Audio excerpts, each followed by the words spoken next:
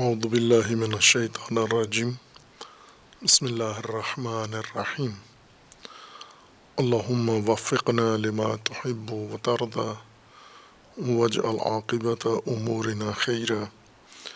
ولا تکلنا الى انفسنا طرفت عین ابدا رب ادخلنی مدخل صدق واخرجنی مخرج صدق واجعل لی من لدنک سلطانا نصیرا۔ سورہ مبارکہ بقرہ آیہ کریمہ وبشر الذین آمنوا وعملوا الصالحات ان لهم جنات تجری من تحتها الانہار کلما رزقوا منها من ثمرة رزقا قالوا هذا الذي رزقنا من قبل وأوتوا به متشابها ولهم فيها أزواج مطهرة وهم فيها خالدون۔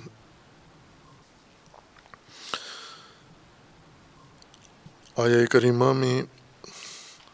انسان کی عابدانہ، مومنانہ اور صالحانہ زندگی کا نتیجہ بیان کیا جا رہا ہے اور اس کی آگہی دی جا رہی ہے، بشارت اس مخلصانہ زندگی کے نتیجے کی آگہی ہے، اور اس آگہی میں یہ بتایا ہے کہ ایمان و عمل صالح کا نتیجہ جنت ہے، باغ جس کے نیچے نہریں بہتی ہیں، اور اس سے نہروں کے کنارے اگے ہوئے اشجار درختوں سے انسان کو ثمر نصیب ہوتا ہے اور وہی انسان کا رزق بنتا ہے۔ اور جب یہ بہشتی جنتی رزق انسان کو پہنچایا جاتا ہے، دیا جاتا ہے، وہ یہ اقرار کرتا ہے کہ یہ رزق ہمیں پہلے بھی دیا گیا ہے، اور وہ رزق جو انسانوں کو بہشت میں ملتا ہے یہ متشابہ ہے، آپس میں بھی متشابہ ہے، اور جو رزق پہلے انہوں نے دریافت کیا ہوا ہے اس کے بھی متشابہ ہے۔ وَلَهُمْ فِيهَا أَزْوَاجٌ مُطَهَّرَةٌ، اور ان کے لیے بہشت میں پاکیزہ ازواج بھی ہیں۔ لَهُمْ جَنَّاتٍ تَجْرِي وَلَهُمْ فِيهَا أَزْوَاجٌ مُطَهَّرَةٌ، جنات جن کی خصوصیات ذکر کی گئی ہیں، اور دوسری چیز بشارت دوسری چیز کی یہ ہے کہ انہیں بہشت میں، جنت میں، یا نتیجے کے طور پر ازواج مطہرہ بھی نصیب ہوں گی۔ وَهُمْ فِيهَا خَالِدُونَ، اور یہ خلود الگ موضوع ہے بہشت کا، جنت کا۔ ازواج ترجمہ عموماً جو رائج کیا گیا ہے، اور تفسیر بھی اسی ترجمہ کے مطابق، وہ اسی رائج معنی کے اندر یا مصداق رائج کے مطابق ترجمہ کیا گیا ہے، اور مراد اس سے بیویاں ہیں، کہ جنات بھی ان کو نصیب ہوں گی۔ لہم جس طرح ضمیر مردانہ ہے ان بہشتیوں کے لیے، مردوں کے لیے، جنات ہوگی لہم فیہا، یعنی انہی مردوں کے لیے، مومنوں کے لیے بیویاں بھی ہوں گی پاکیزہ۔ اور اس ترجمہ سے یا اس تفسیر سے پھر بہت سارے سوالات اٹھتے ہیں اور اٹھے ہیں، اور ان میں سے اکثر مسکوت ہیں، یعنی ان کا کوئی قانع کنندہ جواب ان تراجم اور ان تفاسیر کی روشنی میں نہیں دیا گیا۔ البتہ دوسری تفسیر جو ہوئی ہے، کی گئی ہے، اور جس کی طرف اشارہ ہو رہا ہے کہ یہ الفاظ جو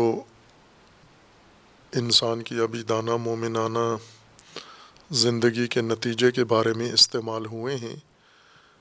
یہ الفاظ دنیاوی ہیں، لیکن نعمتیں اور حقائق اخروی ہیں۔ ان کی نوعیت اور ماہیت اخروی ہے، وہ ہرگز دنیاوی نہیں ہے، لیکن ان حقائق کی آگہی یا خبر دنیاوی رائج اصطلاحات کے ذریعے سے دی گئی ہے، جس سے یہ شائبہ پیدا ہوا ہے کہ گویا یہی چیزیں جو دنیا میں رائج ہیں یہی آخرت میں بھی انسان کو ملیں گی، نصیب ہوں گی۔ اگر ہم ان آیات کا جو انسان کی عبیدانہ زندگی کا نتیجہ ہے یا حتیٰ منکرانہ زندگی یا کافرانہ زندگی کا نتیجہ جسے جہنم کہا گیا ہے، ان کے اسی ظواہر کو دیکھیں، یعنی وہی معانی جو رائج ہیں مصادیق جہنم کے دنیا میں، اور جو مصادیق رائج ہیں جنت کے اصطلاحات کے لیے دنیا میں، تو جنت خلاصہ ہو جاتی ہے 3 چیزوں کے اندر۔ انسان کی جنت، ایک انسان کی جنت ہے جو مسکن کے بارے میں ہے، اس کی جائے سکونت، جائے اقامت، رہائش، جہاں پر انسان، یعنی گھر دوسرے لفظوں میں، یا مکان، یہ بہشت کا ایک بڑا حصہ اس بارے میں ہے، اس کی تفسیر کے بارے میں، کہ انسان کو جو سکونت کے لیے جگہ ملے گی، مکان ملے گی، اس کی خصوصیات یہ ہوں گی۔ اور دوسری جو چیز تفصیل کے ساتھ بیان کی گئی ہے اور خصوصیات اس کی سب سے زیادہ بیان کی گئی ہیں، وہ کھانے کی چیزیں ہیں انسان کی، یعنی مشرب و مطعم ہے انسان کا، کھانے پینے کے امور کثرت سے بیان کیے گئے ہیں۔ زیادہ جنتی مواد ان چیزوں پر مشتمل ہے۔ مکان، رہائش کی بھی خصوصیات ہیں کہ کس قسم کی رہائش ہوگی وہاں پر، ماحول کیا ہوگا، وسعت کیا ہوگی، اس کی خوبصورتی اس کی کیا ہوگی، عظمت کیا ہوگی، لیکن اس سے زیادہ وضاحت یا تفصیل بیان کی گئی ہے کہ انسان کو کھانے کو اور پینے کو کیا ملے گا، اور مختلف اور متنوع چیزیں انسان کے لیے ذکر کی گئی ہیں۔ اور تیسری چیز جو جنت کو تشکیل دیتی ہے، رکن سوم جنت کا، وہ ہے نکاح۔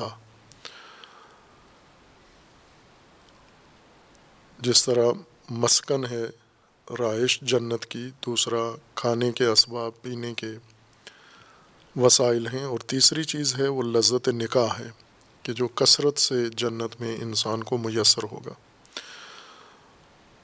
اگر ہم ان الفاظ کو انہی ظاہریات پر دیکھیں کہ یہ مسکن، یہ گھر، اس گھر کی وسعت، اس گھر کی خوبصورتی، زیبائی اور اس کی دیگر خصوصیات، جس میں آسائش ہے، جس میں آرام ہے، جس میں تنعم ہے، جیسے وہاں لکھا ہوا ہے کہ بستر اس کے کیسے ہوں گے، تکیے کیسے ہوں گے، غلاف کیسے ہوں گے، پردے کیسے ہوں گے، خوشبوئیں کیسی وہاں سے انسان کو آئیں گی، یہ خصوصیت ہے اس گھر کی، مکان کی، اور وہ انسان کے تصور سے باہر خصوصیات ذکر کی گئی ہیں۔ اسی طرح کھانے پینے کی ایک لمبی فہرست جو کیفیت کے لحاظ سے بہت اعلیٰ ہیں وہ کھانے، اور کمیت کے لحاظ سے وہ فہرست بہت لمبی ہے کہ انسان کو یہ سب کچھ میسر آئے گا، اور وہ بھی انسان کے ارادے سے۔ جب انسان جو کھانے کا ارادہ کرے گا وہ اسے ملے گا۔ پھل بھی وہاں پر انسان کو ملیں گے، پینے کے لیے مشروب متنوع اور مختلف اور وافر ملیں گے، نہریں ملیں گی، نہ کہ گلاسوں میں، جگ میں یا کپ میں ملے گا، بلکہ نہریں۔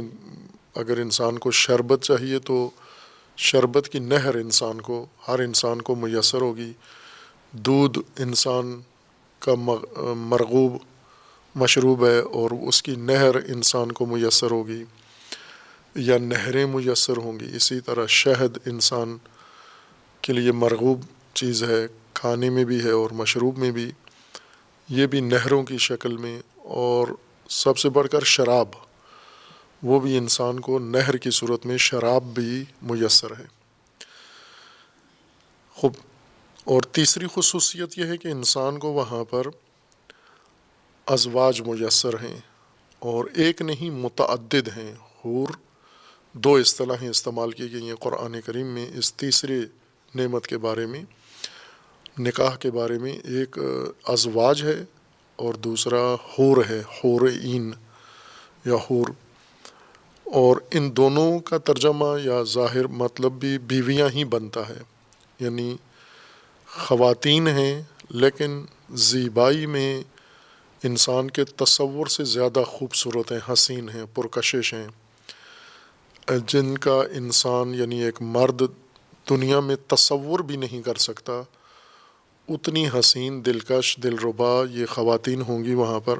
اور ساری کنواریاں، مطلقہ نہیں ہوں گی، بیوہ نہیں ہوں گی، کسی انسان نے انہیں، کسی جن نے، بشر نے ان کو نہیں چھوا ہوگا، وہ جیسی خلقت میں بکر تھیں، کنواریاں تھیں، اسی طرح ابکار مومنین کے اختیار میں قرار دی جائیں گی، اور وہ اتنی زیادہ ہوں گی ان کی تعداد کہ یہاں دنیا میں بھی اگر انسان ان کو شمار کرنے بیٹھے تو شمار نہیں کر سکتا کہ وہ کتنی ہوں گی انسان کے لیے۔ خوب یہ 3 امور پر مشتمل جنت ہے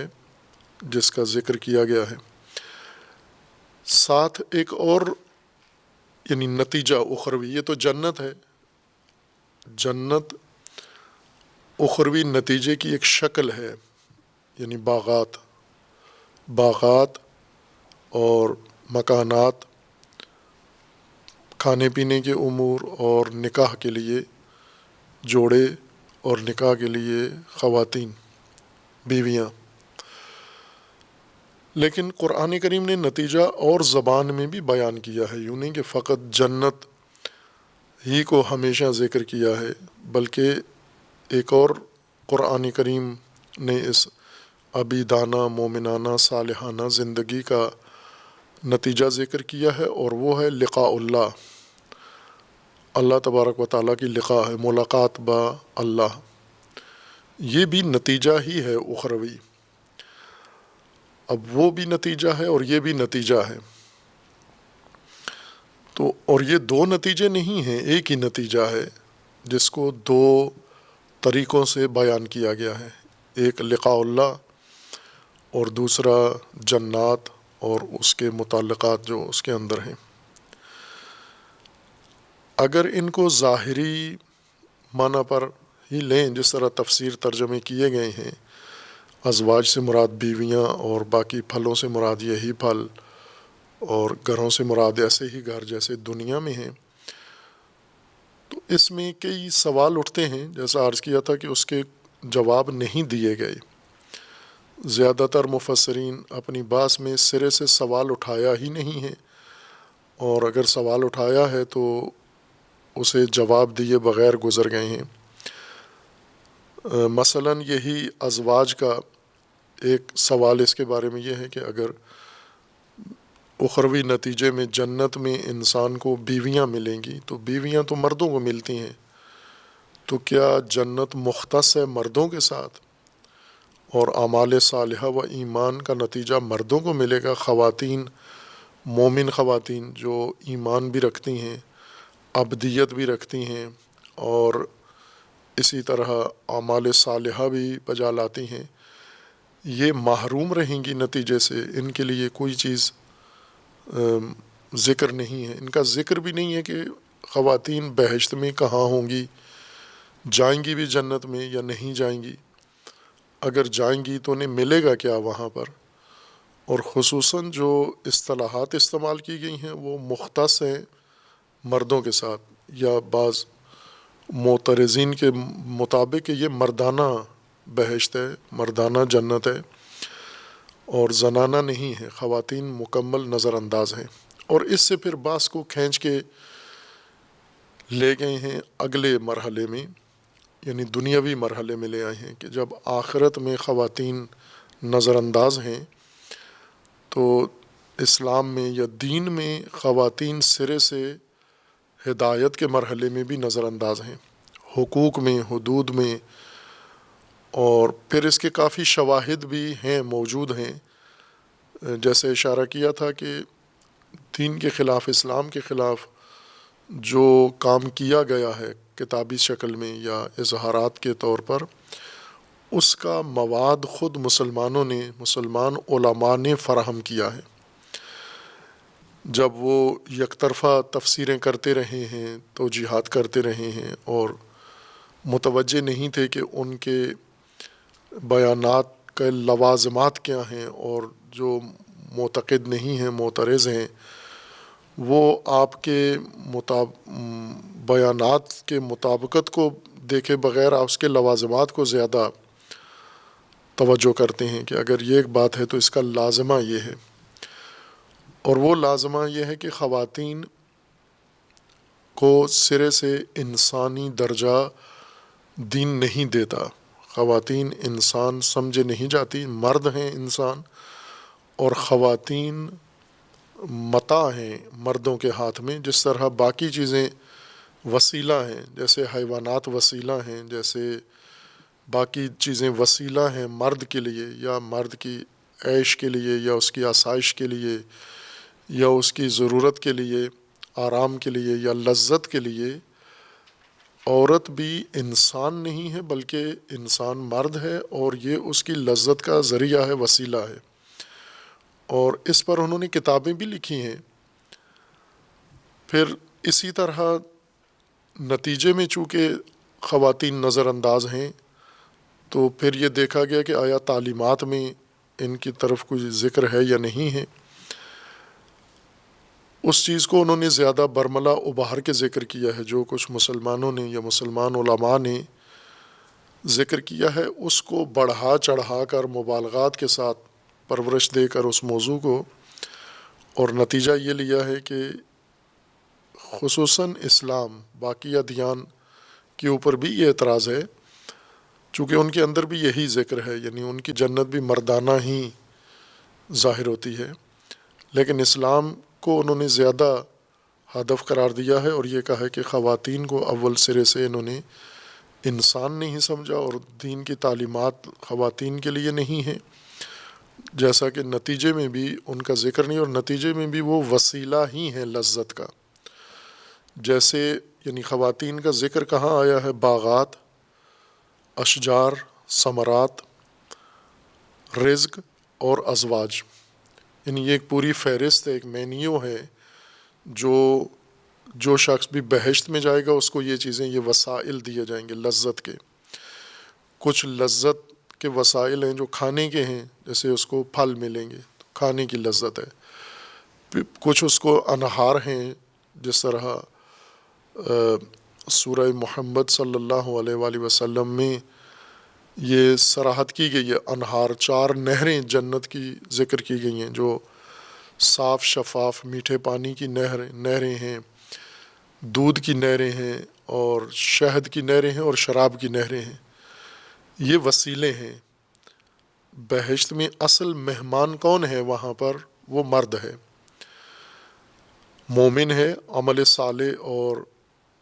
ایمان لے کر گیا ہے، اور ایمان و عمل صالح نے اسے یہاں پہنچایا ہے۔ اب اس کی پذیرائی ہو رہی ہے، اس کو صلہ مل رہا ہے، اس کو نتیجہ مل رہا ہے، اور نتیجے کے طور پر اس کو پھل بھی مل رہے ہیں، مشروب بھی مل رہے ہیں، اور بیویاں اور خواتین بھی مل رہی ہیں۔ تو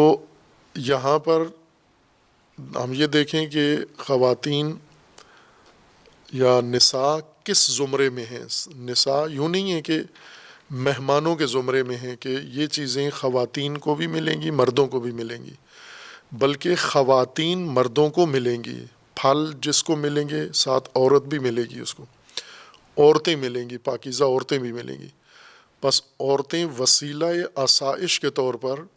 بہشت میں مردوں کو پیش کی جائیں گی، نہ کہ عورت بھی مہمان ہے، اور یہ پھل اور یہ مشروب اور یہ ساری چیزیں اس کے لیے بھی ہیں، مرد کے لیے بھی ہیں، عورتوں کے لیے بھی، جس نے بھی عمل صالح بجا لایا ہے۔ خوب ظاہر ہے کہ پھر اس کے بارے میں روایات بھی ہیں جو اس سے بڑھ کر ہیں، روایات میں زیادہ صراحت ہے خواتین کے متعلق، اور وہ روایات نہ روائی اصولوں کے مطابق صحیح ہیں اور نہ دینی اصولوں کے اور قرآن کے مطابق۔ ہمارے پاس ایک قاعدہ ہے روایات کو سمجھنے کا اور دیکھنے کا، جو رسول اللہ صلی اللہ علیہ وآلہ وسلم نے بھی بیان فرمایا ہے، اور اہل البیت علیہ السلام نے خصوصاً روایات کے لیے یہ ضابطہ قائم کیا ہے کہ جو چیز بھی حدیث کے طور پر، روایت کے طور پر آپ تک پہنچے، اسے قرآن پر پیش کریں۔ اگر قرآن کے مطابق ہے تو اسے روایت یا حدیث مان لو، اگر وہ قرآن کے مطابق نہیں ہے تو اسے رد کر دو، چھوڑ دو، اس سے دوری اختیار کرو۔ لیکن عملاً ایسے ہوا نہیں ہے۔ قرآن کے مخالف جتنی روایات ہیں یہ سب یا قرآن کی مخصص قرار دی گئی ہیں، یا قرآن کی مقید قرار دی گئی ہیں، یا قرآن کے لیے قرینہ قرار دی گئی ہیں، یا قرآن پر اصطلاح ہے خاص ایک علمی اصول کی، قرآن پر حاکم قرار دی گئی ہیں۔ یعنی جہاں پر بھی ایک آیت اور ایک روایت ہو اور پھر ان میں آپس میں ٹکراؤ ہو جائے تو وہاں پر ترجیح روایت کو دینی ہے، آیت کو نہیں دینی ہے۔ یہ چیز مختلف مسالک کے مبانی کے اندر، اجتہادی مبانی میں ذکر کی گئی ہے کہ روایت ہر صورت میں ترجیح رکھتی ہے۔ اور نتیجہ یہ ہوا کہ جو قرآنی ضابطہ قرآن کے بارے میں اہل البیت نے یا رسول اللہ صلی اللہ علیہ وآلہ وسلم نے بیان فرمایا تھا وہ نظر انداز ہوا، اور نظر انداز کیے جانے کے بعد ساری روایات قابل قبول قرار پائیں، اور روایات نے پھر جو کچھ بیان کیا وہ قرآن کی تعلیمات سے ہٹ کر مطالب بیان کیے۔ نہ ساری روایات جو قرآن کے مخالف ہیں، یہ بات ذہن میں رہے کہ روایات دو قسم کی ہیں، قرآن کے موافق اور قرآن کی مخالف۔ یہ جو مخالف روایات قبول ہوئی ہیں ان کے لیے راستہ نکالا گیا ہے، انہوں نے دین کی تفسیر میں بنیادی کردار ادا کیا ہے، غیر قرآنی تفسیر میں، اور ایسی تفسیر جو ہدایت سے ہٹا کر کسی اور سمت میں دین کو، اسلام کو لے گئی ہے۔ وہ روایات جو قرآن کے مطابق نہیں ہیں۔ جو روایات قرآن کے مطابق ہیں وہ ظاہر قابل اعتماد ہیں، قابل بھروسہ ہیں، اور ان کے مطابق انسان دین کو سمجھ بھی سکتا ہے اور دین کی رائے بھی بنا سکتا ہے، اور فہم دین میں مؤثر ہیں وہ روایات۔ خصوصاً جنت کے بارے میں اور خواتین کے بارے میں روایات نے آ کر زیادہ صراحت بیان کی ہے۔ آیات کے تو لب و لہجے سے یا آیات کے ظواہر سے یہ مطلب سمجھا جا رہا تھا کہ بہشت میں خواتین وسیلہ ہیں۔ اب یہ ایک الگ بات ہے کہ یہ خواتین جو دنیا میں ہیں یہ ہی وہاں پر ازواج بنائی جائیں گی مردوں کے لیے، یا نہ، یہ نہیں ہوں گی، بلکہ وہاں جس طرح پھل اور جس طرح باقی چیزیں وہاں جنت میں اگائی جائیں گی، بنائی جائیں گی، یہ بیویاں، یہ ازواج بھی وہاں پر الگ سے مخلوق دیگر ہوگی، یہ نہیں ہوں گی جو یہاں سے وہاں جائیں گی۔ ان کا کوئی ذکر نہیں ہے، یہ مرتے ہی غائب ہو جاتی ہیں یہ خواتین یہاں پر، کہ مرنے کے بعد جنت میں جاتی ہیں نہیں جاتی ہیں، اس کا آگے ذکر نہیں ملتا اس ظاہری تفسیر جنت میں۔ لیکن قرآن کریم میں صراحت ہے کہ تصریح ہے آیات کی کہ جو بھی عورت و مرد من ذکر او انثی عمل ایمان لائے گا وہ عمل صالح انجام دے گا،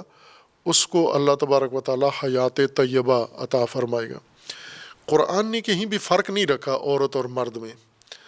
لیکن یہ جو جنت اور اخروی مراحل میں ازواج کا ذکر ہے، حور کا ذکر ہے، وہاں پر خواتین نہیں نظر آتی کہ ان کا صلہ کیا ہوگا۔ آیا انہیں بھی بیویاں ہی ملیں گی؟ جیسا کہ بعض نے یہ کوشش کی ہے کہ ازواج مختص نہیں ہیں عورت کے ساتھ، مرد بھی زوج ہوتا ہے، عورت بھی زوج ہوتی ہے۔ عربی قاعدے کے مطابق دونوں کو زوج کہتے ہیں، اور زوجین ہیں، یعنی ایک بیوی بھی زوج کہلاتی ہے، مرد بھی زوج کہلاتا ہے، اور دونوں کو زوجین کہتے ہیں ہم۔ یہ زوجہ جو کہا جاتا ہے یہ اردو میں زوجہ کہا جاتا ہے، عربی میں نہیں کہا جاتا زوجہ، عورت کو زوج ہی کہا جاتا ہے۔ خوب یہ قاعدہ درست ہے کہ ازواج کا لفظ دونوں کے لیے استعمال ہوتا ہے، مرد کے لیے بھی اور عورت کے لیے، لیکن آگے جو خصوصیات ہیں ازواج کی وہ مختص ہیں عورتوں کے ساتھ. جیسے ازواج مطہرہ ہیں، اگر یہ خواتین ہیں، عورتیں ہیں تو مطہرہ ہیں، ورنہ اگر یہ مرد مراد ہوتے تو یہ مطہرین ہوتے، یہ ازواج مطہرین ہوتے، نہ مطہرہ. یا اسی طرح لہم، لہم تو ضمیر مردوں کے لیے ہے، مذکر کے لیے ہے. اور پھر روایات نے جو تصریح کی ہے کہ ان کی طہارت کیا ہوگی، یہ خواتین ہی ہیں، حوریں ہیں اور کثرت سے ہیں اور بہت زیبا و خوبصورت ہیں. ان کی زیبائی کا ذکر قرآن نے کیا ہے، ان کی رنگت کیسے ہوگی، ان کی آنکھیں کیسے ہوں گی، ان کے باقی خد و خال کیسے ہوں گے، اور ان کو دیکھنے سے انسان کی کیفیت کیا ہوگی. یہ سب کماریاں ہوں گی، ان کو کسی نے چھوا نہیں ہوگا، جن و بشر نے. خوب یہ ساری خصوصیات ذکر کی گئی ہیں اور ساری ان کے تانیسی پہلو کے لیے ہی ذکر کی گئی ہیں. یہ اس تفسیر کے مطابق ہے کہ اگر ہم جس طرح رائج ترجمے یا رائج تفسیریں ہیں کہ جو الفاظ استعمال کیے گئے ہیں ان کے یہی دنیاوی مصادیق مراد ہیں، اس کو تمثیلی زبان نہ سمجھیں ہم اور اس کو تشبیہاتی زبان نہ سمجھیں ہم، یہ کہیں کہ جو کچھ ان الفاظ کے یہاں معنی ہیں یہی وہاں پر مراد ہیں. ثانیاً یہ کہ قرآن نے یہ یہاں تنہا آیت نہیں ہے جس میں ازواج کا لفظ خواتین کے لیے استعمال کیا ہے، متعدد آیات میں زوج ہر چیز کے لیے استعمال ہوا ہے، بے جان چیزوں کے لیے بھی استعمال ہوا ہے، پودوں کے لیے استعمال ہوا ہے، جانوروں کے لیے استعمال ہوا ہے. لیکن انسان کے بارے میں جب بھی یہ لفظ استعمال ہوا ہے وہ عورتوں کے بارے میں ہی استعمال ہوا ہے، ایک دفعہ بھی مرد کے بارے میں نہیں قرآن نے اس کو استعمال کیا.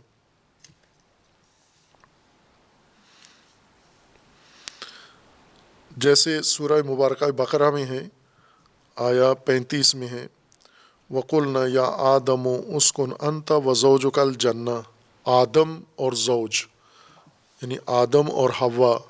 آدم اور زوجہ یا بیوی آدم کی. اسی طرح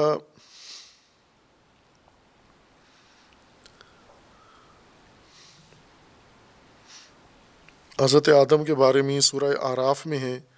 متعدد آیات میں آدم کہا ہے اور زوج کہا ہے.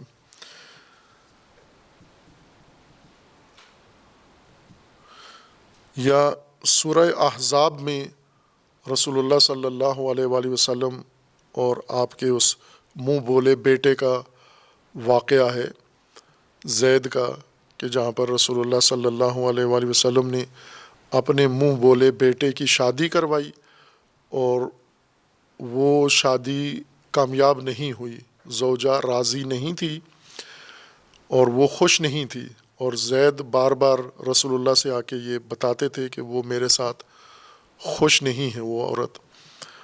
اور رسول اللہ اسے زید کو سمجھاتے کہ آپ کسی طرح نباہ کرو ان کے ساتھ. لیکن اللہ تبارک و تعالیٰ نے پھر وحی اتاری اور رسول اللہ انہیں زید کو کہتے تھے امسک علیک زوجک واتق اللہ. یہ نصیحت تھی جو رسول اللہ کرتے تھے کہ امسک علیک زوجک، یعنی تو اپنی بیوی کو باقی رکھ، سنبھال کے رکھ اور اسے اپنے ساتھ رکھ، یعنی نکاح میں طلاق نہیں دینا.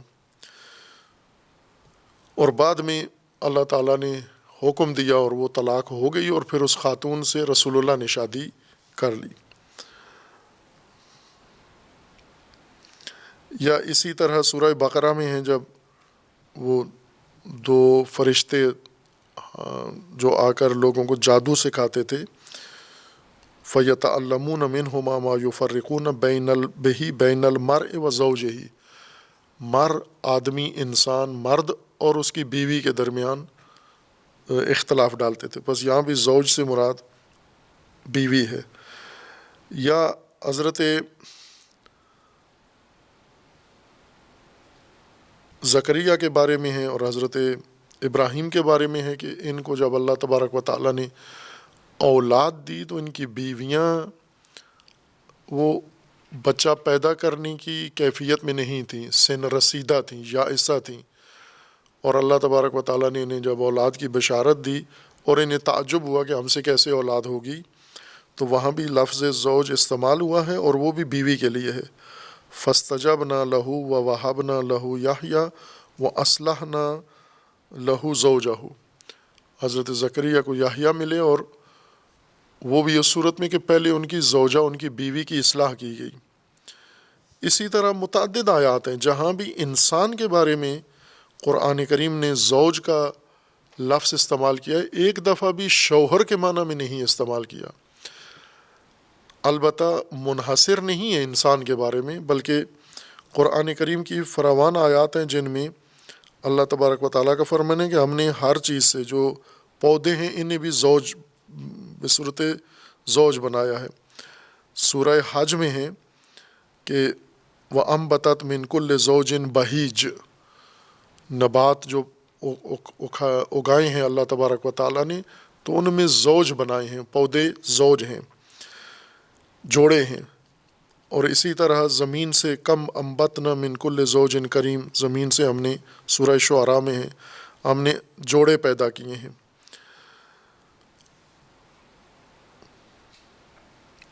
وَأَلْقَيْنَا فِيهَا رَوَاسِيَ وَأَنبَتْنَا فِيهَا مِن كُلِّ زَوْجٍ بَهِيجٍ۔ متعدد آیات ہیں جن میں مختلف چیزوں کی زوج بیان کیا گیا ہے، یعنی زوج منحصر نہیں ہے انسان میں، انسان وغیر انسان دونوں کے لیے ہے، اور بعض جگہ حیوانات کے لیے بھی ہیں، جیسے حضرت نوح کو حکم ہوا کہ آپ، طوفان ہے اب آنے والا ہے تو آپ کشتی میں سوار کریں، تو ہر چیز کے زوج، اس کے زوجین، دو دو جوڑے آپ کشتی میں سوار کریں۔ اور اس طرح متعدد صیغوں کے ساتھ ازواج کی صورت میں استعمال ہوا ہے، یا رسول اللہ صلی اللہ علیہ وآلہ وسلم کی ازواج کے بارے میں قرآن کریم نے زوج کا لفظ استعمال کیا، ازواج کا، بیویاں ہی مراد لی ہیں۔ اس لیے جن لوگوں نے ان ترجمہ کیا ہے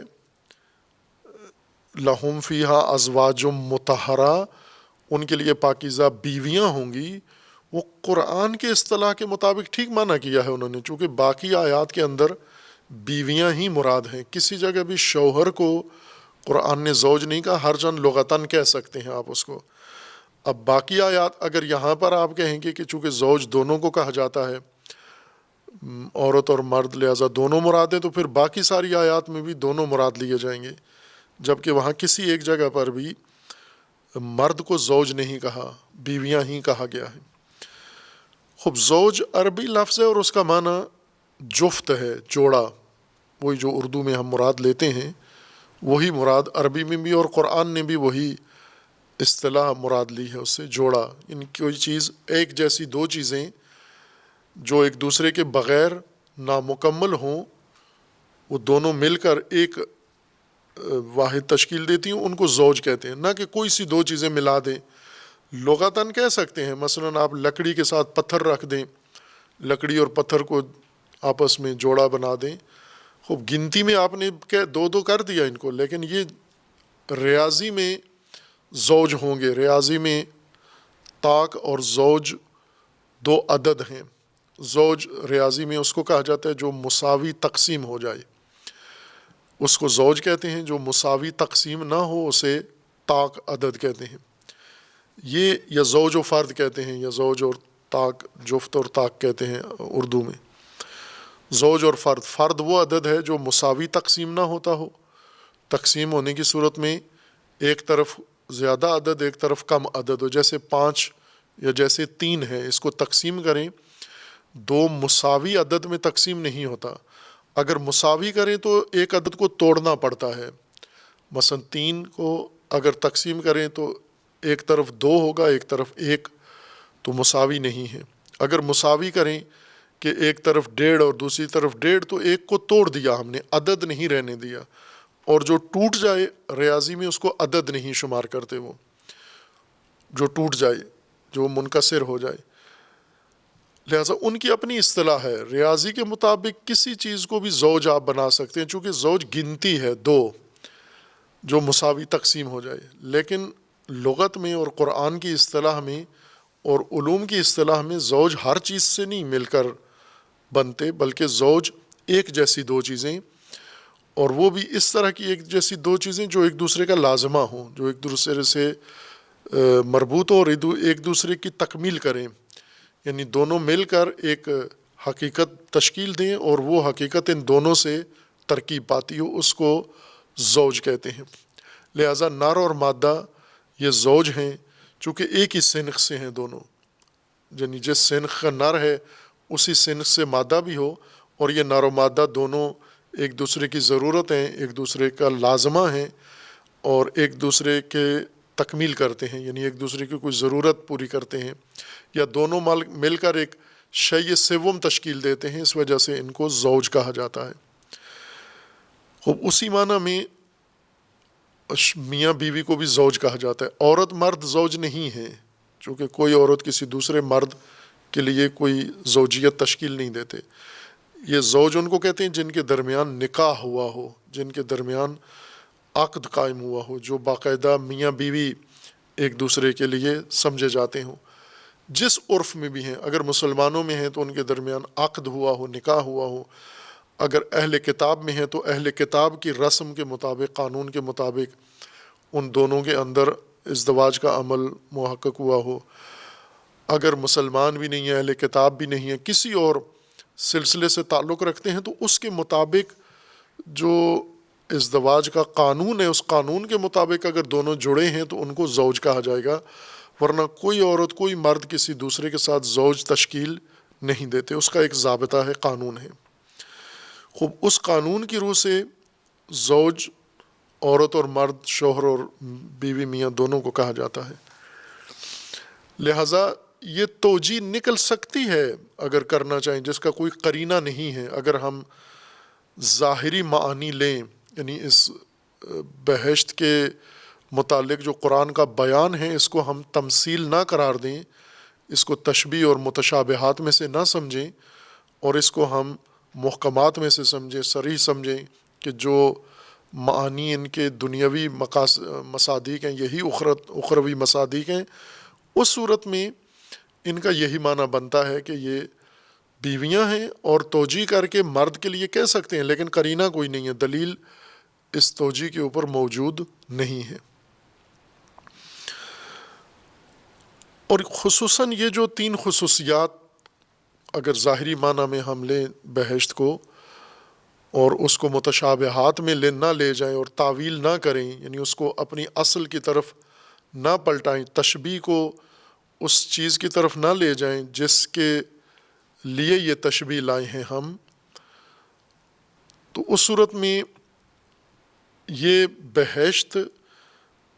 اس طرح سے معنوی امر نہیں سمجھا جاتا، چونکہ تین خصوصیات ہیں اس کی، اور تینوں انسان کی لذت، عیش، آرام، عیاشی سے تعلق رکھتی ہیں، اور تینوں چیزیں دنیا میں بھی کوئی ویلیو یا قدر نہیں سمجھی جاتی۔ مثلا ایک انسان ہے، اس نے بہت اچھا گھر بنا لیا ہے، اور اس کے پاس کھیت ہیں، اس کے پاس غلات ہیں، اس کے پاس باغات ہیں، اور اس کے پاس رزق ہے فراوان، اور اس کی بیویاں ہیں متعدد۔ اس انسان کو دنیا میں کوئی بڑا انسان، باکرامت انسان نہیں سمجھتا، یہ نہیں بڑا انسان سمجھا جاتا، بلکہ جس معاشرے میں بھی ہو اس کو ایک طرح سے لذت باز انسان، لذت پرست انسان، عیاش انسان، مطرف انسان کہا جاتا ہے، اگرچہ وہ ساری جو اس کی نعمتیں وہ ساری حلال کی ہی کیوں نہ ہوں، لیکن یہ کوئی اعلیٰ انسان نہیں سمجھا جاتا، یہ گھٹیا انسان ہے۔ یہ اس کو وہ فرد موفق، کامیاب جو دنیا میں بہت اعلیٰ انسانیت کے درجے پر ہے، یہ تو نہیں سمجھا جاتا۔ مثلا ہم دنیا میں جن انسانوں کو برتر انسان سمجھتے ہیں، یہ وہ لوگ ہیں جن کے اندر انسانی اقدار ہوتی ہیں، اور جن کے اندر انسانی اقدار ہیں وہ عموماً ان تین چیزوں میں زیادہ اپنی عمر ان تین چیزوں کو ہدف نہیں قرار دیتے۔ سب سے بڑھ کر، جیسا نہج البلاغہ میں امیر المومنین علیہ الصلوۃ والسلام کا فرمانا ہے کہ اگر یہ چیزیں کمال ہوتا تو سب سے زیادہ نبیوں کے پاس ہوتی، یعنی اگر باغات ہی کمالات ہوتے اور باغات ہی کوئی قدر و قیمت کی چیز ہوتی تو یہ سب سے زیادہ اللہ تبارک و تعالیٰ انبیاء کو دیتا. اور اتفاقاً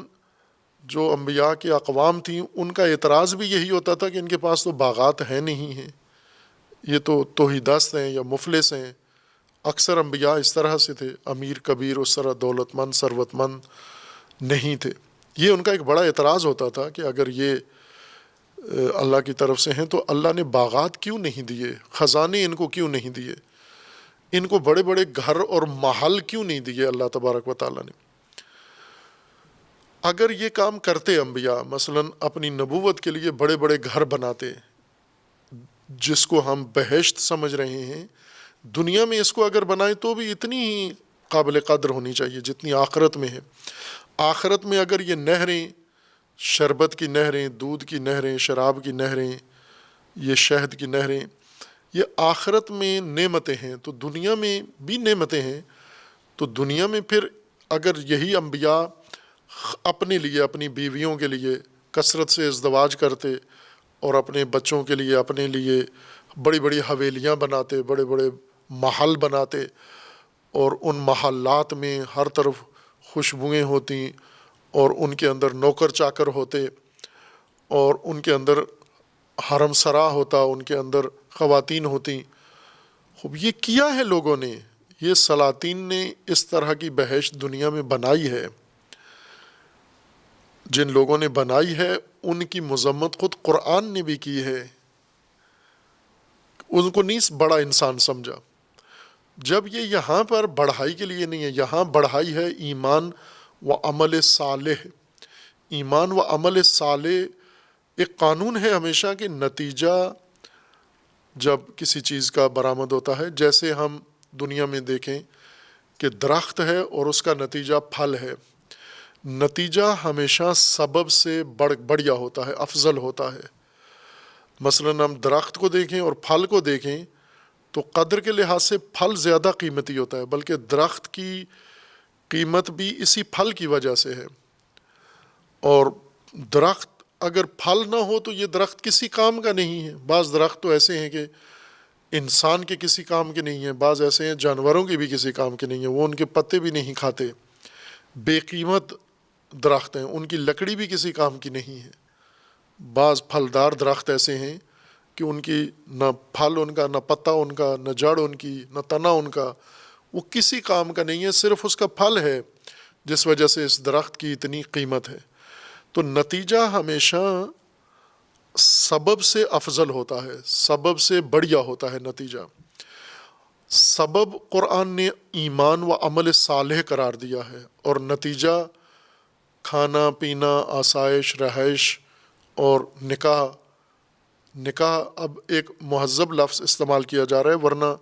معترضین نے جو اس کی تفسیر کی ہے وہ ہے یعنی شہوت جنسی. یعنی یہ جنت صرف 3 خصوصیات رکھتی ہے: تن آسانی، تن پروری، اور دوسرا شہوت شکم باطن، اور تیسرا شہوت جنسی. یہ 3 چیزیں فراوان ہوں گی جنت میں، یعنی جنسی سہولتیں فراوان ہوں گی، اور شکم پروری کے لیے، شکم پوری کے لیے نعمتیں فراوان ہوں گی، اور تن آسانی کے لیے ماحول فراوان ہوگا. یہ تو دنیا میں بھی اگر ہو تو کوئی اس کو جنت نہیں سمجھتا، اسے تو خلاف قدر انسانی یا شان انسانی سمجھا جاتا ہے. یہ وہ ساری وجوہات ہیں جو عموماً مفسرین اور مترجمین ان لوازمات کی طرف توجہ نہیں کرتے، بلکہ ان تفاسیر کا نتیجہ یہ ہے کہ بعض نے صراحت سے کہا ہے، یہ اپنی جگہ پر مبالغے ہیں یہ باتیں، ان کا جواب بھی دیا گیا ہے، لیکن مکمل طور پر نہیں کہہ سکتے کہ یہ نظریے یا یہ اصول باطل ہیں. جیسے ایک کمیونزم کا نظریہ ہے کہ انسانی روابط اور انسانی سماج، انسانی امور کی تمام کی بنیاد وہ اقتصاد ہے، اور اقتصاد میں بھی خصوصاً وسائل پیداوار. ان کی بنیاد پر سب کچھ ہوتا ہے. انقلاب اس کی بنیاد پر آتے ہیں، حکومتیں اس کی بنیاد پر بنتی ہیں، معاشرے اس کی بنیاد پر بنتے ہیں، طبقات اس کی بنیاد پر بنتے ہیں، اور تبدیلیاں اسی کی بنیاد پر آتی ہیں. اور انہوں نے کہا ہے کہ مذہب بھی انہی عوامل کے نتیجے میں وجود میں آتا ہے. یعنی مذہب کی بنیاد بھی انہوں نے، جیسے کارل مارکس نے اور اس کے ہم فکر دانشوروں نے یہ تجزیہ کیا ہے کہ ادیان و مذاہب جو آپ کہتے ہو وحی سے، آسمان سے، اللہ کی طرف سے نازل ہوئے ہیں، اقتصادی امور نے مذہب کو جنم دیا ہے، پیداواری وسائل نے مذہب کو جنم دیا ہے. یعنی جس طبقے نے سرمایہ دار، وہ سرمایہ دار طبقے کو اس کا ذمہ دار قرار دیتے ہیں کہ سرمایہ دار طبقہ جنہوں نے وسائل پیداوار جو سب کے اختیار میں برابر ہونے چاہیے تھے، انہوں نے اپنے اختیار میں انحصار میں قرار دینے کے لیے مذہب ایجاد کیا ہے، تاکہ مذہب لوگوں کو مطمئن کرے کہ سرمایہ داروں کا حق ہے، وسائل ان کے پاس ہو، پیداوار ان کے پاس ہو، دولت ان کے پاس ہو، ثروت ان کے پاس ہو، اور یہ ان کا حق بنتا ہے. یہ توجیہ انہوں نے بنیاد قرار دی ہے. اب یہ اس مبالغے کے ساتھ ٹھیک نہیں ہے کہ ادیان کی بنیاد اقتصاد ہے اور وسائل پیداوار ہیں اور دولت و ثروت یا سرمایہ داری نظام ہے. یعنی یہ بات غلط ہے ان کی کہ ادیان کی بنیاد یہ ہے. لیکن سماج میں اقتصادی امور کا کردار اور طبقاتیت میں اور مختلف تبدیلیوں میں وہ قابل انکار نہیں ہے. یوں نہیں کہہ سکتے کہ اقتصادی امور مطلقہ سماجی امور میں دخیل نہیں ہے، نظر انداز شدہ ہے. نہ، زیادہ تر جو سماجی امور یا سماجی تبدیلیاں آتی ہیں وہ انہی اقتصادی بنیادوں پر آتی ہیں. یعنی اصل اس کے پیچھے اقتصادی مفادات ہی ہوتے ہیں. ہم اپنی موجودہ زمانے کو دیکھ لیں تو اس میں سب سے محوری چیز یہی سرمایہ داری، سرمایہ، پیسہ اور اقتصاد اور پیداوار، اور یہی چیزیں ہیں. انہی کی بنیاد پر حکومتیں بنتی ہیں، یہی حکومتیں بناتے ہیں، یہی حکومتیں توڑتے ہیں، یہی کسی پہ قبضہ کرتے ہیں، یہی کسی کو اکساتے ہیں، یہی حکومتیں بناتے ہیں، یہی حکومتیں توڑتے ہیں. سارے کام اسی کی بنیاد پر ہو رہے ہیں. ادیان کی نسبت یا دیگر امور کی نسبت ہم اس کو تنقید کر سکتے ہیں، لیکن جہاں ان کا واقعاً حقیقی کردار ہے وہ نہیں قابل انکار. اسی طرح ایک نظریہ اور جو دین کی ان تفاسیر کے نتیجے میں پیدا ہوا ہے اور اس کی تائید ہوئی ہے، وہ معروف مغربی دانشور، آلمانی جرمن دانشور ہے زیگمنڈ فروئڈ، جس کا یہ نظریہ ہے کہ انسان کی زندگی میں بنیادی چیز یہی شہوت جنسی ہے. وہ اسی سیکشولیٹی کو، سیکس کو بنیاد قرار دیتا ہے تمام انسانی روابط کے لیے. کہ انسان کے بعض، یعنی اس کا یہ کہنا ہے کہ انسانی سماج اسی کی بنیاد پہ بنتا ہے، خاندان اسی کی بنیاد پہ بنتا ہے، تعلقات اسی کی بنیاد پہ بنتے ہیں، کاروبار تجارت اسی کی بنیاد پر ہوتا ہے، تعلیم تعلم سب اسی کی بنیاد پر ہوتا ہے. اس نے پہلے، چونکہ وہ خود ایک نفسیات دان تھا اور نفسیات دانی سے پھر وہ اس سماجی نفسیات کا اس نے تجزیہ کیا ہے، انسانی نفسیات سے سماجی نفسیات کی طرف آیا ہے علمی طور پر. اور نتیجہ اس نے اپنے نظریے میں یہ بنایا ہے کہ انسان کے شعور میں بسا اوقات دیکھیں تو یہی چیزیں ہوتی ہیں، اگر شعور میں نہ ہوں تو لاشعور میں ضرور یہ چیز پیچھے موجود ہوتی ہے انسان کے. لہٰذا انسان جب مانوی چیزیں، جن کو ہم مانویات کہتے ہیں، عبادات کہتے ہیں یا دین کہتے ہیں جس کو ہم، ان کی طرف بھی جب آتا ہے تو پیچھے اس کے یہی شہوات ہی موجود ہوتی ہیں. وہ شہوات اکساتی ہیں. مثلا دعا کیوں کرتا ہے؟ وہ دعا میں ساری چیزیں شہوت کی طلب کرتا ہے، عبادت میں ساری چیزیں شہوت کی طلب کرتا ہے. مثلا یہ جو لمبی لمبی عبادتیں کرتا ہے، سجدے کرتا ہے، تو پیچھے ذہن میں حور کا تصور اس کو اکساتا ہے کہ یہ ادھر اتنا اختیار، چونکہ اس کو بتایا گیا ہے کہ وہ جو ماحول سے میسر آئے گا بہشت میں، شہوت جنسی، آزاد جنسی شہوت، وہ ان اعمال کے نتیجے میں ہے۔ لہٰذا اس کے لاشعور میں یہ چیز پڑی ہوتی ہے کہ میں اس مقصد کے یعنی جنسی شہوت کی تسکین کے لیے میں جتنی مشقتیں، زحمتیں، کوششیں کر سکتا ہوں یہ اٹھاؤں میں۔ خوب یہ مبالغہ ہے اس کا یہ کہنا کہ دینی روابط، خاندانی روابط، سماجی روابط سب اسی شہوت جنسی کی بنیاد پر ہیں اور انسان کے شعور یا لاشعور میں یہ چیز پیدا ہو جاتی ہے۔ اس کی نظریے کا جواب بھی دیا گیا ہے، نقد بھی، تنقید بھی کیا گیا ہے۔ اس مبالغے کے ساتھ اس کی بات ٹھیک نہیں ہے، لیکن یہ نہیں ہم کہہ سکتے کہ اس کی بات سرے سے غلط ہے کہ اس شہوت جنسی کا کسی جگہ کوئی دخل نہیں ہے۔ بہت سارے زہد، بہت سارے تقوے ایسے ہیں جن کے پیچھے شہوت جنسی ہی کار فرما ہوتی ہے یا شہوت شکم کار فرما ہوتی ہے۔ اس کے بقول کہ شہوت شکم کے پیچھے بھی شہوت جنسی ہی کار فرما ہوتی ہے۔ خوب وہ نظریہ اس کا اس مبالغے کے ساتھ درست نہیں ہے، لیکن جہاں شہوت کا میدان ہے، جیسے قرآن کریم نے بھی خوب انسان کو برحذر رکھا ہے شہوت سے کہ زُیِّنَ لِلنَّاسِ حُبُّ الشَّهَوَاتِ مِنَ النِّسَاءِ، کہ یہ لوگوں میں، یہ تو ایک تان ہے نا قرآن کی کہ لوگ بسا اوقات گھٹیا ہو جاتے ہیں یا شیطان انہیں جب اکساتا ہے تو شہوات حب نساء سے ان کو جا کر بہکاتا ہے، پکڑتا ہے، یہ زینت بنا دیتا ہے ان کے لیے۔ تو شہوت اگر زینت دنیا بن جائے تو انسان فاسق، فاجر اور مطعون ہو جاتا ہے۔ تو یہی شہوت جنسی اگر آخرت میں انسان کے کھلے بندوں کرے تو وہ فضیلت کیسے بن جاتی ہے؟ شہوت دنیا میں ہو یا جہاں بھی ہو، اگر چونکہ شہوت کا ایک ہی معنی ہے شہوت جنسی کہ نر و مادہ ایک دوسرے سے لذت اٹھائیں، لذت نکاح، تو یہ تو شہوت اس دنیا کا امر ہے۔ جب موت آتی ہے تو یہاں ساری چیزیں جو شہوت سے مربوط ہیں، تمام نظام شہوانی یہیں پہ ختم ہو جاتا ہے۔ یہاں شہوت جنسی ایک مقصد کے لیے موجودات کے اندر رکھی گئی ہے اور انسان کے لیے اندر رکھی گئی ہے تاکہ نسل بڑھے انسان کی۔ خوب اگر نسل نہیں بڑھتی اور پھر انسان شہوت انگیزی کرتا ہے، وہ شہوت انگیزی بلا جواز سمجھی جاتی ہے۔ انسان کے اندر شہوت رکھی ہے تاکہ نسل انسانی آگے بڑھے۔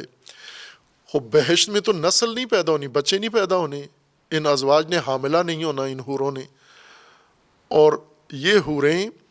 اب اگر قرآن کے اسی پر اگر دقت کریں تو خود قرآن کے اندر یہ وضاحت موجود ہے۔ مثلاً یہ ہمیشہ باکرہ ہیں، بکر ہیں، یوں نہیں ایک پہلی دفعہ جب ملی ہے تو باکرہ ہے، یہ روزانہ باکرہ ہے۔ یہ جو حور ہے یا زوجہ ہے انسان کو ملی ہے، یہ روزانہ باکرہ ہے، یہ یعنی یہ حاملہ نہیں ہوتی، یہ اس طرح سے موتوعہ نہیں ہے جس طرح دنیا میں نظام ہے۔ شہوت عورت کی ہو یا مرد کی ہو موت تک ہے، بلکہ موت سے پہلے ہی ختم ہو جاتی ہے۔ جو لوگ ہدیڑ عمر میں جا پہنچتے ہیں تو سب سے پہلے ان کے وجود میں شہوت ختم ہوتی ہے اور پھر اس کے بعد باقی جسمانی قوتیں آہستہ آہستہ مزمحل ہوتی ہیں۔ شہوت سب سے پہلے اضمحلال کا شکار ہوتی ہے اور بہشت میں دوبارہ ان کے اندر پھر شہوت بھری جائے، پھر اکسائی جائے، پھر انہیں مرد کو شہوانی طاقت دی جائے، پھر اس کو عورت فراہم کی جائے، پھر وہ عورت سے ہم آغوش ہو کے شہوت انگیزی کرے، تسکین کرے، اس کا نام بہشت رکھ دیں ہم۔ یہ تو اعمال صالحہ کا نتیجہ یہ نکلنا ہے، یہ ایمان کا نتیجہ یہ نکلنا ہے۔ یعنی ایمان آخر میں یہاں انسان کو جا پھینک دیتا ہے، یہاں پہنچا دیتا ہے انسان کو، شہوت انگیزی تک، شکم پوری تک، اور یہی تن پروری تک لے جاتا ہے۔ خوب یہ وہ سب قرائن و دلائل ہیں کہ ہم جتنی بھی آیات ہیں جنت کے بارے میں یا دوزخ کے بارے میں، یہ سب متشابہات ہیں۔ جس طرح سورہ آل عمران میں تھا کہ قرآن میں محکمات ہیں، متشابہات۔ متشابہات سے مراد وہ نہیں ہے جو عام ترجمہ کیا جاتا ہے ناقابل فہم، یہ خود قرآن کے اوپر ایک عیب ہے کہ قرآن کی دو آیتیں قابل فہم اور ناقابل فہم، تو یہ تو خود قرآن کی طرف ایک غلط چیز نسبت دے رہے ہیں۔ قرآن طبیان ہے، بیان ہے، واضح ہے، مبین ہے اور قابل فہم ہے، ہدا ہے، ہدایت ہے قرآن، ناقابل فہم چیز کیسے ہدایت ہو جاتی ہے؟ متشابہات یعنی وہ آیات جنہیں تشبیہات کے ساتھ بیان کیا گیا ہے، وہ حقائق جو تشبیہات کے ساتھ بیان کیے گئے ہیں۔ اب یہ تشبیہاتی مساقے کہ جنت ساری تشبیہات و تمثیلات کے ساتھ بیان کی گئی ہے، جیسا کہ اس آیت کے بعد والی آیت میں اللہ تعالیٰ کا فرمان ہے ان اللہ لا یستحیی ان یضرب مثلا، اللہ کو حیا نہیں آتی کہ مثال پیش کرے۔ وہ کیا شرم ہے اس میں مثال پیش کرنے میں؟ مثال کے ذریعے اللہ تبارک و تعالیٰ نے تمام وہ حقائق جو انسان کے لیے یعنی حسی ادراک رکھنے والے، محسوسات کی حد تک فہم رکھنے والے کو جب ماورائے محسوسات کی حقیقت سمجھائی گئی ہے تو وہ تشبیہات و تمثیلات کے ذریعے سے بیان کی گئی ہے۔ خوب یہ ازواج مطہرہ یہ کیا ہیں؟ یہ بھی انسان کے اپنے اعمال ہیں، تجسم اعمال ہیں،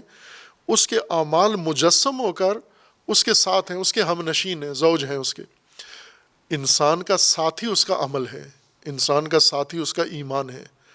اور یہ زوج، یہ ہم نشین، یہ جوڑے، یہ اس کثرت سے ہیں نہ کہ شہوت رانی کے لیے، یہ انسان کو جو ماحول فراہم کریں گے، انسان کو اپنے نتیجے، اپنے اعمال کے نتیجے سب سے زیادہ خوشحال یہ کام کریں گے کہ یہ میں نے کیا تھا، آج یہ اس کا نتیجہ ہے۔ جیسے ایک کسان جب کھیتی باڑی کرتا ہے اور بھرپور فصل اگتی ہے تو یہ فصل اس کا نتیجہ ہے، یہ زوج ہے اس کا،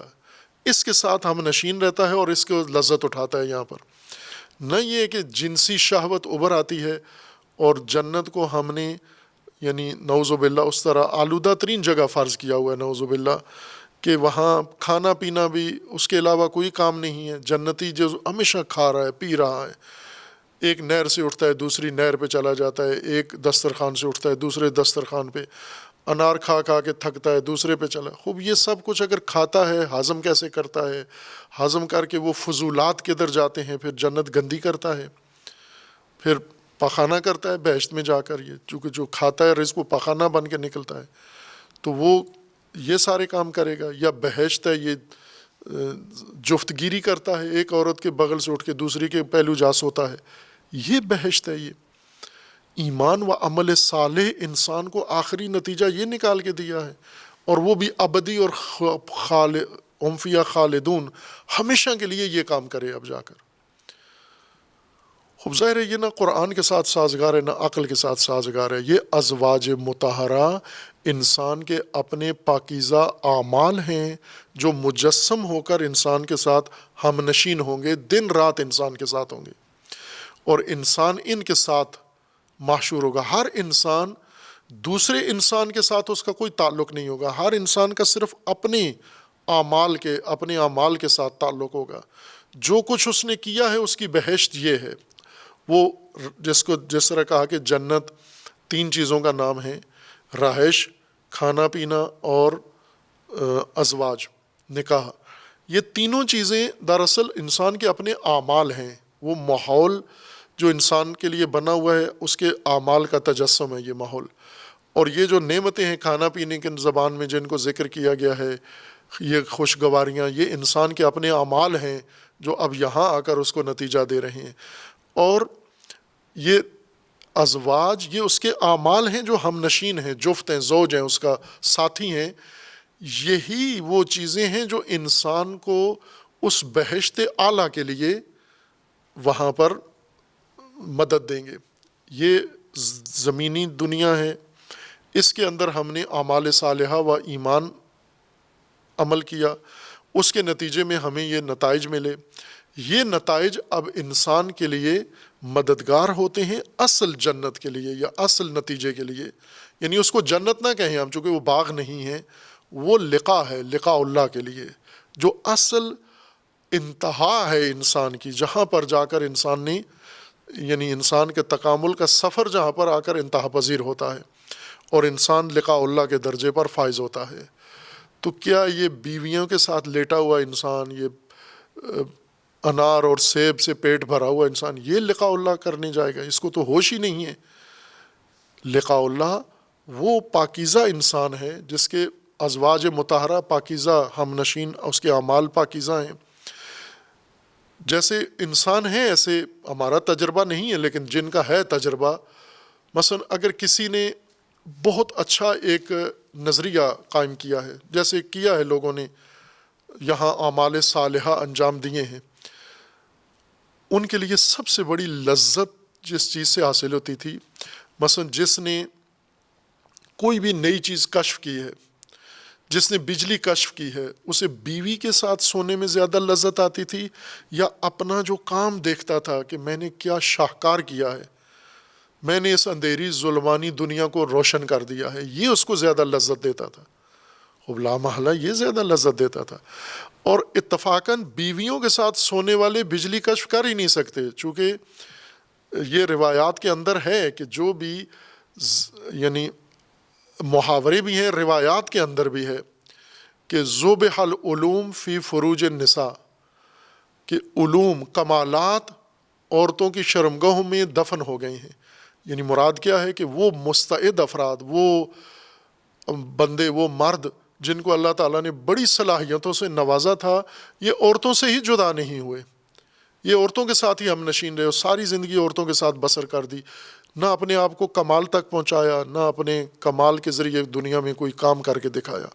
یہ ساری زندگی عورتوں کے بستر پہ ہم نشین رہے، دن رات عورتوں میں غرق رہے۔ انہوں نے یہ کمالات کیے ہیں۔ کمالات کس نے؟ دنیا کس نے آباد کی ہے؟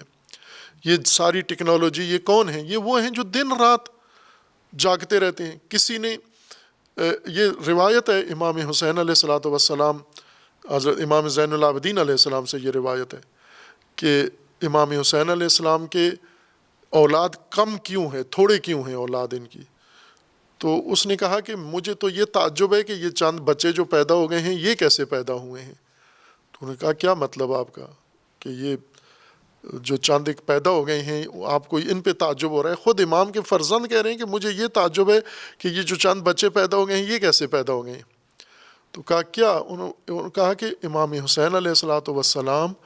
ان کا سارا وقت اپنے رب کی بارگاہ میں گزرتا تھا، وہ تھوڑا ہی آپ لوگوں کی طرح ہم نشین رہتے تھے خواتین کے ساتھ، وہ عورتوں کے ساتھ تو نہیں ہم آغوش دن رات رہتے تھے تاکہ اتنے بچے پیدا کریں، وہ تو اپنے رب کی بارگاہ میں زیادہ وقت گزارتے تھے، اس لیے مجھے تعجب ہے کہ یہ بچے کیسے پیدا ہو گئے یہ چاند ایک بھی۔ یعنی جس طرح ان کا طرز زندگی تھا، جس طرح ان کا طریقہ کار تھا، اس کے مطابق تو یہ بھی نہیں ہونے چاہیے تھے، چونکہ وہ اور دنیا میں آباد تھے، ان کی الگ دنیا تھی وہاں پر۔ خوب آپ دیکھیں جتنے بھی بڑے لوگ ہیں جنہوں نے کام کیا، کوئی ادبی شاہکار جنہوں نے خلق کیا ہے،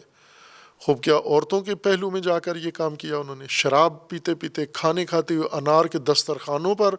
یہ علمی کتابیں لکھی ہیں انہوں نے۔ آج بڑی بڑی کتابیں جو تفاسیر ہیں،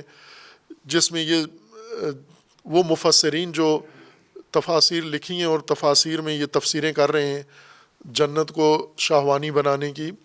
کیا خود یہ تفاسیر انہوں نے اس بستر زفاف میں جا کر لکھی ہیں یہ ساری تفاسیر یا نہ؟ اور ان کی ازواج ہمیشہ گلہ مند رہتی تھی کہ گھر کو وقت ہی نہیں دیتے، یہ اپنی بیویوں کو وقت ہی نہیں دیتے۔ تو یہ تو ایک طے شدہ بات ہے کہ انسان کے اندر جو اللہ نے صلاحیتیں رکھی ہیں، وہ صلاحیتیں شہوت رانی سے نہیں ہوتی، پنپتی نہیں ہیں، نکھار ان میں پیدا نہیں ہوتا۔ لیکن یوں نہیں ہے کہ وہ پہلو انسان کا غلط ہے، وہ بھی اللہ نے رکھا ہے، وہ ضرورت کے مطابق انسان کی ضرورت ہے، انسان کی جسمانی ضرورت ہے، انسان کی سماجی ضرورت ہے، انسان کی خاندانی ضرورت ہے ازدواج کرنا۔ لیکن یوں نہیں ہے کہ ازدواج ہی ساری نعمت ہے، یعنی اللہ تعالیٰ نے جس کو بہت اعلیٰ کمال تک پہنچانا ہوتا ہے اس کو بیویاں زیادہ دے دیتا ہے، اور پھر اللہ تعالیٰ اسے خزانے غلات کے، یہ بیوی کے بستر سے اٹھے ہی نہیں، بغل سے اٹھے ہی نہیں، دن رات چپکا رہے بیوی کے ساتھ، یہ کوئی فضیلت ہے؟ یہ کمال ہے؟ بہشت میں جانے کے بعد جو رزق انسان کو ملے گا، وہ رزق اگلی منزل کے لیے ہے، لقاء اللہ کے لیے ہے، اور لقاء اللہ کے لیے انسان نے، لقاء اللہ کا مطلب کیا ہے؟ یعنی اللہ سے ملاقات۔ اللہ سے ملاقات کسی کمرے میں جا کر انسان، اور جیسے انسان کی انسان سے ہوتی ہے ایسے نہیں ہے۔ لقاء اللہ سے مراد یعنی منبع کمال سے ملاقات۔ منبع کمال سے ملاقات ہوتی ہے تکامل کے ذریعے، ایک ایک کمال اپنے اندر پیدا کر کے پھر انسان اللہ تبارک و تعالیٰ کا قرب حاصل کرتا ہے، اور یہ قرب دسترخوانوں پہ اور بستروں پہ حاصل نہیں ہوتا۔ بس یہ کیوں پھر اس زبان میں ہمیں سمجھایا گیا ہے؟ اس لیے کہ انسان کے لیے مرغوب یہ چیزیں ہیں، انسان کو ان چیزوں میں زیادہ گوارا پن نظر آتا ہے، اپنے لیے خوشگواری ان میں زیادہ خصوصاً جو محروم ہے۔ یہ بہت اہم ہے کہ یہ بیان جنت کا کن لوگوں کے لیے آیا ہے، ان عربوں کے لیے، صحرائیوں کے لیے، کہ دقیقاً انہی چیزوں سے محروم تھے۔ پانی نہیں تھا، گندے پانی کی بھی نہر نہیں تھی، صاف پانی تو دور کی بات ہے، گندے پانی کی بھی نہر نہیں تھی ان کے پاس، شربت ان کو کھجور کے علاوہ کسی چیز کا میسر نہیں تھا۔ کیا کھاتے پیتے تھے؟ وہ امیر المومنین علیہ السلام کا نہج البلاغہ میں دوسرا خطبہ ہے، وہاں پر حضرت نے بیان کیا ہے کہ تم گندے پانی پیتے تھے، تم زہریلے سانپوں کے اندر رہتے تھے، تم اس طرح زندگی بسر کر رہے تھے، غیر متمدن زندگی بسر کر رہے تھے، غیر انسانی زندگی بسر کر رہے تھے، اور رسول اللہ نے تمہیں تمدن دیا، رسول اللہ نے تمہیں تہذیب دی اور تمہیں انسان بنایا اور تمہیں باشرف بنایا۔ وہ عربی تہذیب دیکھیں، اس تہذیب کے لیے کیا چیز بہترین ہو سکتی تھی؟ انہیں رسول اللہ نے جو مسلمان کیا تو یوں تو نہیں کہ ان کے سامنے اتنا لمبی تفسیریں کی، کلاسیں، اور پھر اس کے بعد وہ اسلام کو سمجھے۔ وہ تو قبائلی تھے، قبیلے کا سربراہ دیکھتا تھا اپنے مفادات کہ اس وقت کی صورتحال کے مطابق اب مجھے مسلمان ہونا چاہیے یا نہیں، اور وہ مسلمان ہو کے قبیلے والوں کو اعلان کرتا۔ مسلمان ہونے قبیلے والے کچھ بھی نہیں پوچھتے تھے کہ اسلام ہونے کا معنی کیا ہے۔ اس لیے قرآن میں ہے کہ یہ اعراب، یہ بدو جب آپ کے پاس آتے ہیں اور کہتے ہیں آمنا، تو انہیں کہہ دو کہ نہیں ہو مومن، اس تسلیم ہوئے ہو، صرف ہتھیار پھینکے ہیں تم نے، گردنیں جھکائی ہیں تم نے، دل میں تمہارے ایمان داخل نہیں ہوا، کیوں کہ تم نے تو قبیلے کے سردار کے کہنے پہ تسلیم ہوئے ہو، ابھی ایمان کیسے ہو گیا تمہارا؟ بس یوں نہیں کہ ان لوگوں کے لیے جو زندگی گزار رہے تھے وہ ناگوار ترین فضا میں زندگی گزار رہے تھے، اس فضا میں ان کو سمجھانا دین اسی انداز سے کہ جس فضا کے اندر وہ لوگ رہتے ہیں۔ اب ظاہر ہے کہ یہ جنت مثلا ہم آج کی دنیا میں لے جائیں مغربی لوگوں کے لیے جو سرے سے عورتوں کے ساتھ مخلوط ہونے کے لیے نکاح کو ضرورت ہی نہیں سمجھتے، انہیں یہ کہیں کہ آپ کو جنت میں حوریں ملیں گی، کیسی ہوں گی؟ سفید ہوں گی، ایسی ان کی آنکھیں ہوں گی، تو یہ ساری مغربی عورتیں ایسی ہیں، سفید ہیں، ان کی آنکھیں ایسی ہیں، ان کا حسن و جمال اتنا ہے، اور یوں بھی نہیں ہے پابندی ہے کوئی یورپی مرد کسی